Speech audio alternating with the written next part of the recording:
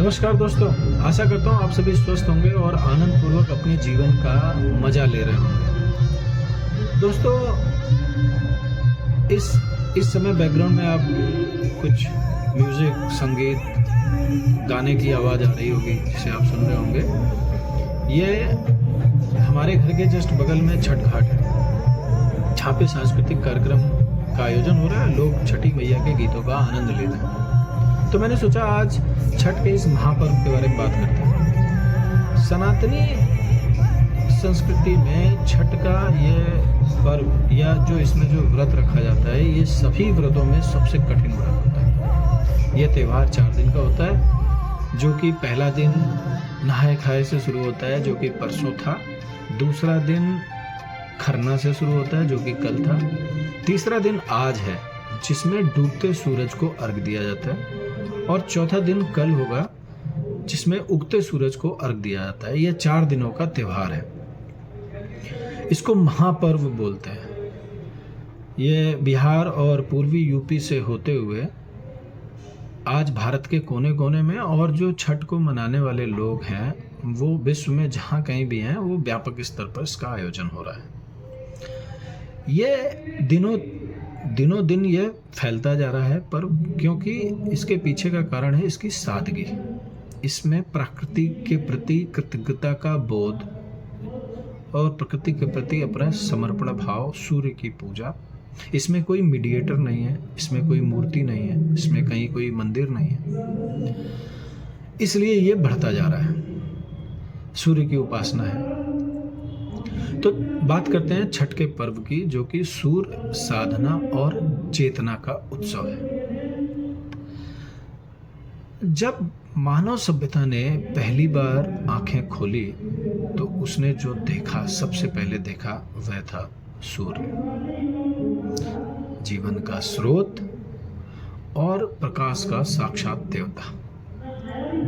आज भी हजारों वर्षों बाद जब हम छठ मनाते हैं तो वही प्राचीन संबंध पुनः जीवित हो उठता है। मनुष्य और सूर्य के बीच निस्वार्थ संवाद। दोस्तों, छठ केवल पूजा नहीं है, यह प्रकृति के प्रति कृतज्ञता का घोष है।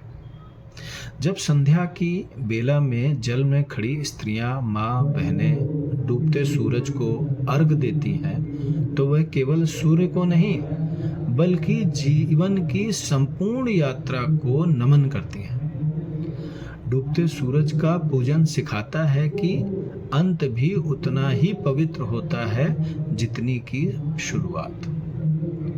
और उगते सूरज को प्रणाम कहता है, हर अंधकार के बाद उजाला निश्चित है।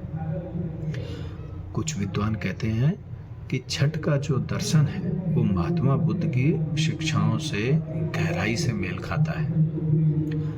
महात्मा बुद्ध ने कहा था, प्रकृति को समझो, वही सत्य का पहला द्वार है।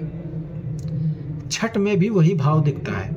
नदी की लहरों में ध्यान है, सूर्य की किरणों में प्रार्थना है, और व्रत धारणीय माताओं बहनों की मौन साधना में तप है। छठ के प्रसाद, ठेकुआ, मड़ूती और बांस के सोप, ये केवल अर्पण नहीं बल्कि संयम, सादगी और सात्विकता के प्रतीक है। इन्हीं 3 शब्दों पर तो बुद्ध का सारा दर्शन टिका है। मध्यम मार्ग, संतुलन और आत्मनियंत्रण। छठ में कोई मूर्ति नहीं होती है, कोई सिंहासन नहीं होता है, बस जल, माटी, सूर्य और समर्पण। यह बताता है कि ईश्वर बाहर नहीं है, आपके भीतर है। हर उस किरण में जो हमें जीवन देती है, हर उस हवा में जो हमें शांति का स्पर्श देती है, हर उस लहर में जो हमें विनम्रता सिखाती है।